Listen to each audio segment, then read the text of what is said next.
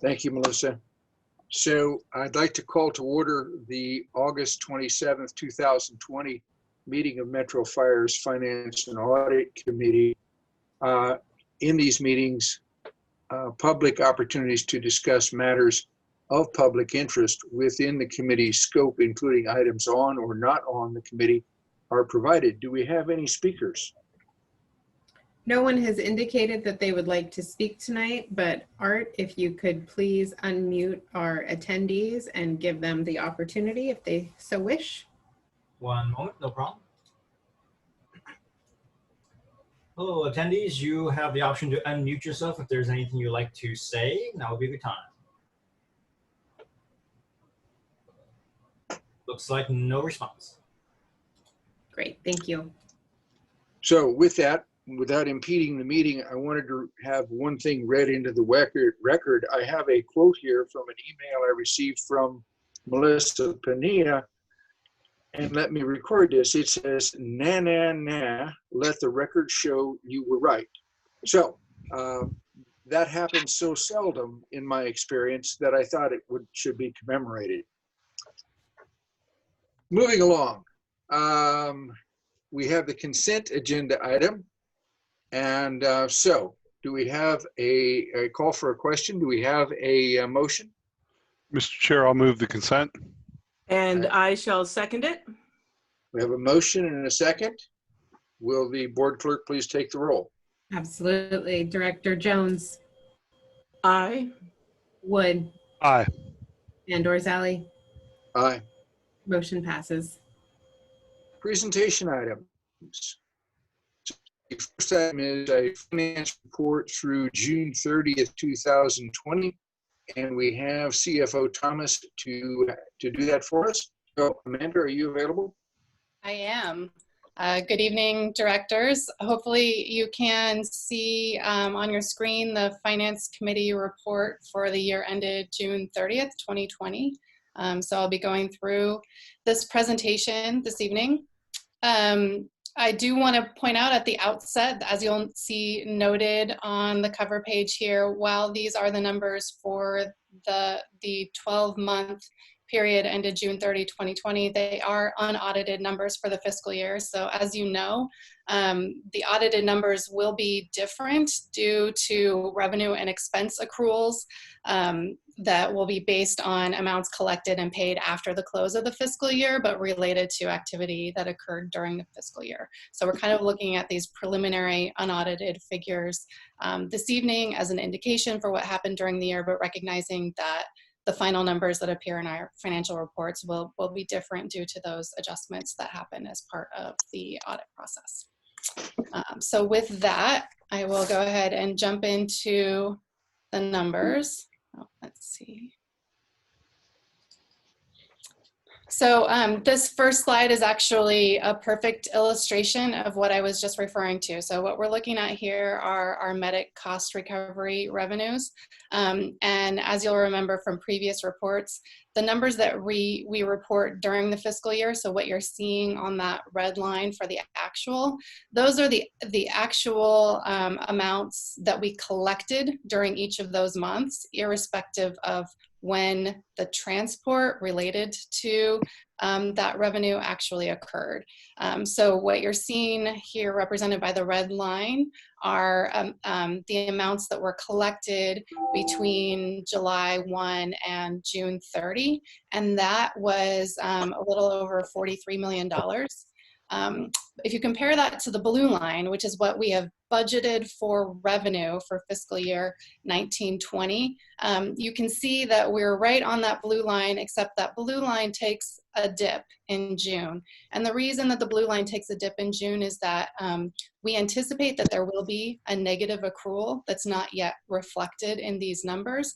But that's because we had some unusual activity that occurred in terms of collections at the very beginning of this fiscal year, but was related to revenue for fiscal year 18-19. So that's, I'm referring to the GEMT Quality Assurance Fee Program. And there were a lot of retro payments that were made that ended up being recognized as fiscal year 18-19 revenue in those audited revenues, but we're also showing them in that red line because they were collected during fiscal year 1920. So as a result of that same accrual process that we will do for fiscal year 1920, which we do after September 30th, we think there's probably going to be a negative adjustment to 1920. So all that to say that on a cash basis, we're showing about 43 million in revenues.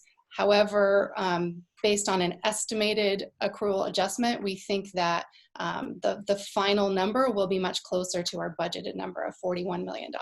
So kind of keep that in the back of your mind as I go through these numbers, because really what that means is that overall we would have a $2 million reduction in the revenue amount compared to what we're currently showing. And we won't know those final numbers, as I said, until sometime in October. Okay, so moving on to the next slide, this is showing us our total revenues. And you can see here, really, we're showing pretty much the same thing. So we have an overall revenue budget, or we had a budget for 1920 of 224 million. And our actual revenues, including those cash basis medic revenues, we're right now reflecting at 226 million. So about a $2 million increase in actual versus budget. Again, if we end up with that $2 million adjustment, we would be right at the budgeted number.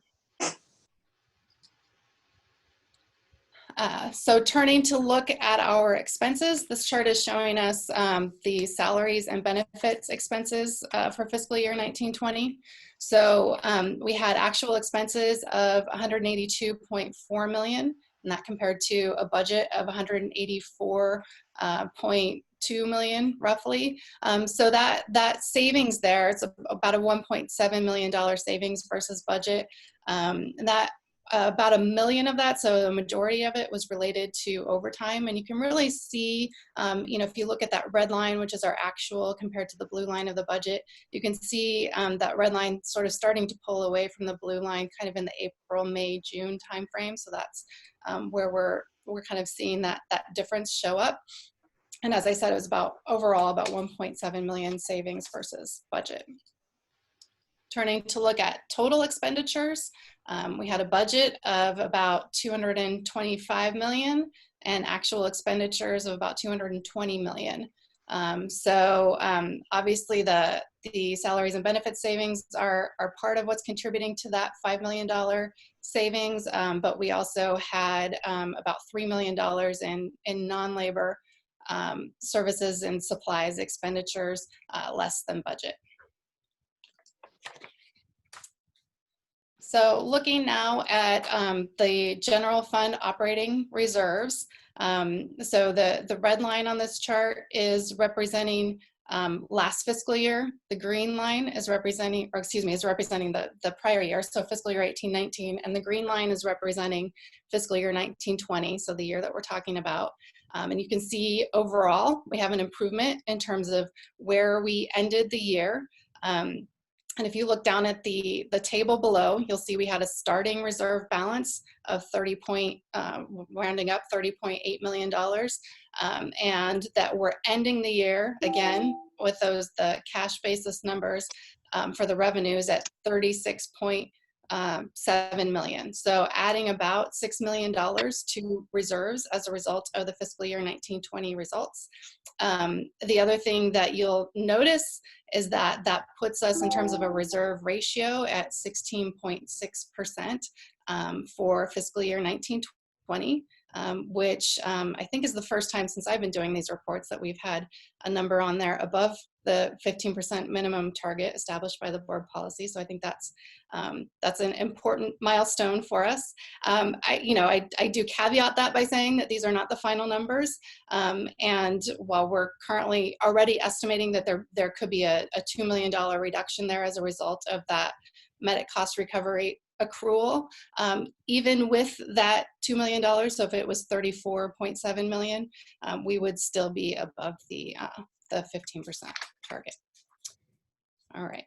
So moving on to look at some of the non-general fund results. This is the district's total cash balance. So this is all funds, including the general fund. You can see that we ended the year with just under $67 million in cash.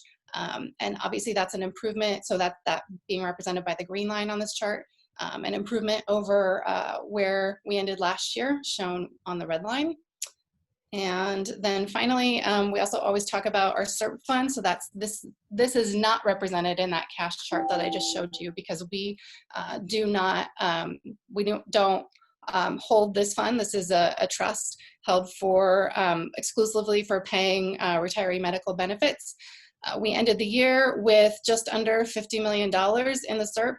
Over the life of the fund, that was comprised of about $40 million in contributions and almost $10 million in interest earnings. I think that the interesting thing to see on this chart, if you look at the green portion, which are the interest earnings, you can see obviously that took a dip earlier in the spring, when obviously there was a lot of turmoil in the market. But then you can also see that we had recovery after that in the final part of the fiscal year. So that overall for the year, we did have positive investment earnings on the fund. And I know it's always good to put these numbers in context, so that $50 million compares to an explicit liability for OPEB of about $200 million. So roughly 25% funded, definitely making progress there. So in summary, going back to kind of summarizing the general fund, we had 226 million cash basis general fund revenues, and that was $2 million higher than what had been budgeted. However, we do expect that there will be a $2 million negative accrual adjustment due to that fiscal year 18-19 retroactive GEMT quality assurance fee. On the expenditure side, 220 million in total expenditures was $5 million lower than what was budgeted. General fund surplus right now, unaudited, unadjusted, $6 million, and reserves of 37 million. That equates to 16.6% reserve ratio. And then with that expected adjustment, and I do want to be clear, there are many adjustments that we don't know at this point. So this is not, not the only thing that will impact the results, but this is something that is a bit of a known at this point. If we went ahead and sort of factored that in, the estimated reserve ending balance would be 35 million, which would equate to 15.7%. And that concludes this presentation, but I'm happy to take any questions. Mm-hmm. But before we go on, I just want to take this opportunity to how much I appreciate the diligence that you've shown in putting this together, and congratulations on getting us to the 15% reserve mark. It's been a long road. Mm-hmm. A long road, Yes, and a team effort. Mr. Chair, this is Gay, and I also would like to echo those comments. We got a 16.6% for 19 and 20. I think we ought to give ourselves a gold star while we can, because we know that can fluctuate. And again, the my comment on the retiree healthcare fund, say it's at 49, but we owe 200, or the unfunded future liability, whatever. Well, 10 years ago it was 0, and now we have up and coming 50 million. So I think we are making significant contributions toward that long-term funding, and I appreciate everybody's effort.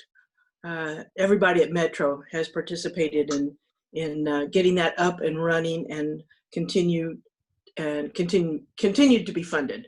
So I just think those are two really, really good atta-girls and atta-boys. Thank you. Any other questions, comments? I do just want to echo what's already been said. Can't say it any better. Thank you, Mr. Chair. Thank you, Ted. So with that, Amanda, I want to thank you again for this presentation. This is excellent work. And looking to the future, Our next meeting date is to be determined. And with that, seeing no further business. Director Rizali, that was the first presentation item, and Oh, I'm Amanda has sorry, I second got presentation I got so for enthusiastic about us meeting our goals. I apologize. Thank you. Let's go into the second presentation. Yes, it's a double feature tonight. Yeah. Before I jump into the next one, I'm not sure. I think Chief Harms may have had a comment that he wanted to make, or maybe after the next presentation. But while I'm switching, we'll let him let us know. Great. I'm just going to echo some of the comments that you had on the staff. And if you remember when we started the year, we were implementing the new SCBAs. And we had a grant for the SCBAs, and then we had a number of items that weren't covered by the grant, which included upgrades to compressors, upgrade to additional bottles. We started the year about $1 million, a little bit over $1 million in the hole. And I think people did a really good job pulling together. We know that there was, really an unknown that was going to happen at the end of the year. But throughout the year, the focus on the budget and being able to be wise with our money has put us in the position that we're at. So, nope, that is it, Amanda. It's all yours now. Okay, thank you. So hopefully everyone can see the next presentation on their screen. So we're kind of moving forward in time here. We just talked about the fiscal year that just finished, which was fiscal year 1920. And now we're talking about the final budget for the current fiscal year 2021. So this, the budget is being presented this evening to the Finance Committee in advance of presentation to the board on September 10th for adoption of the final budget. All right, so on this first slide, I just wanted to talk about some of the changes from the preliminary budget to the final budget, and then really in the rest of the presentation, I'm going to talk more about year-over-year changes, so 2021 versus 1920. But as you'll recall, the preliminary budget for 2021 was adopted in June, on June 11th, and at the time, we had a $2 million budgeted general fund surplus, which really is sort of reflective of taking a cautious approach this year, given the current climate and all of the uncertainty. We don't really expect an immediate impact to revenues this fiscal year, but we understand that that's a possibility in the future, and so wanted to take a very cautious approach to the budget this year. So some of the changes from the preliminary budget to the final budget, we now have in the final budget compared to prelim higher estimated property tax revenues and wage increase based on a 5.1% net taxable value increase. So that's based on information coming from the county assessor about the increase in the secured and unsecured property value. So overall, in the general fund, we have a revenue increase of about $1 million, and that's mostly attributable to property taxes and also some property tax related revenue from our redevelopment agency funding sources. And then we have an overall general fund expenditure and transfer out increase compared to preliminary budget of about $900,000. And that's primarily as a result of an increase in the assumed wage increase on January 1, as well as some additional retirement costs. So if we assume an estimated beginning reserve balance of $35 million based on our 1920 results, and that is taking into account that estimated $2 million reduction that we think we will have. So that's our estimated starting balance. And then we're going to add what still ends up being roughly a $2 million surplus in the general fund, because we actually had more of a revenue increase in the preliminary budget slightly than, or compared to the preliminary budget, than we did expenditures. So we're still adding about $2 million. That $37 million projected ending balance gets us to 15.9% of our 2021 budgeted expenditures. So we're still over that 15% mark, even though we have higher budgeted expenditures in 2021 than we did in 1920. Okay.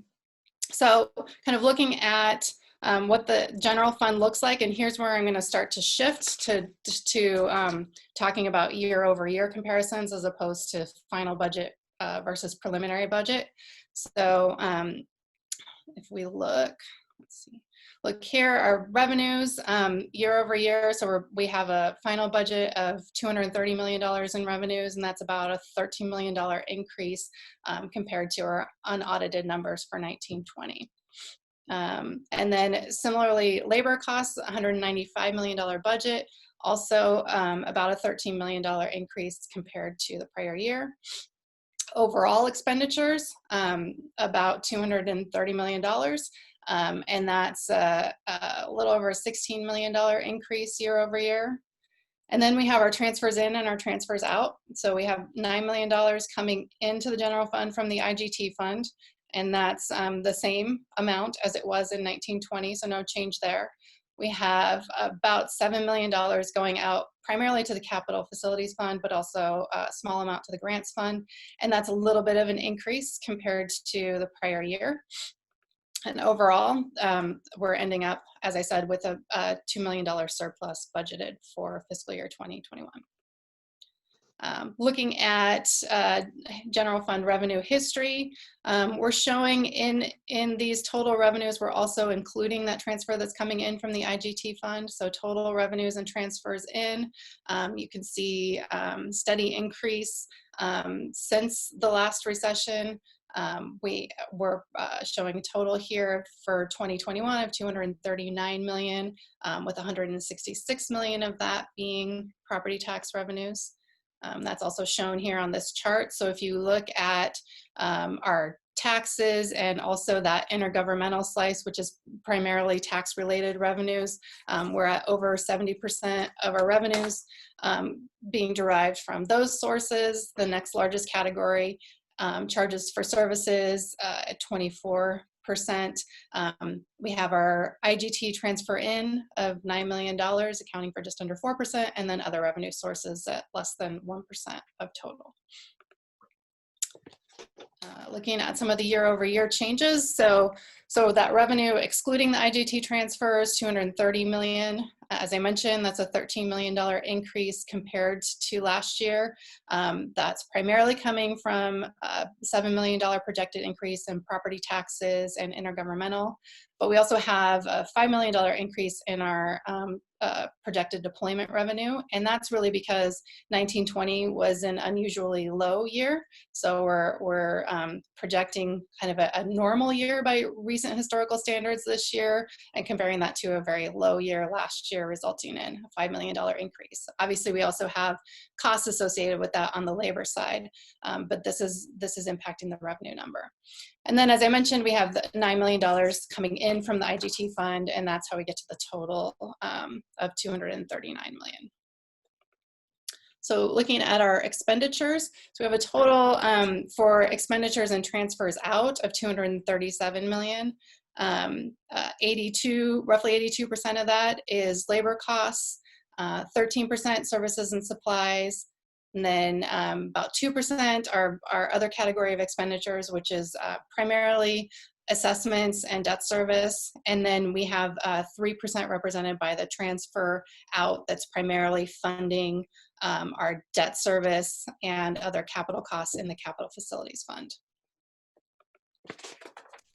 Looking at the labor costs, so it's a $195 million budget, which is a $13 million increase compared to last year. Some of the factors contributing to changes relative to 1920 are increases in our required pension, OPEB, and medical contributions.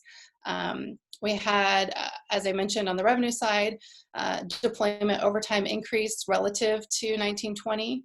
And then again, as I mentioned earlier, that 5.1% net taxable value increase would equate to a 3% wage increase on January 1st, 2021.